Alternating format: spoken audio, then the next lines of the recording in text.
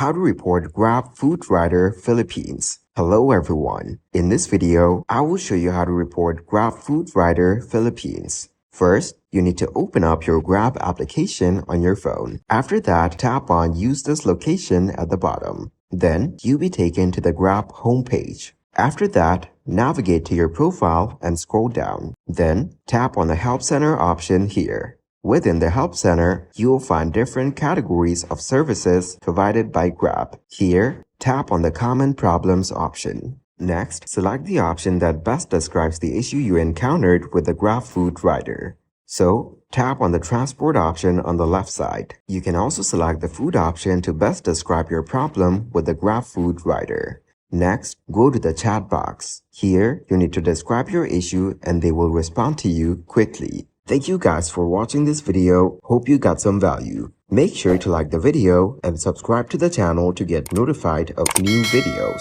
See you in the next one.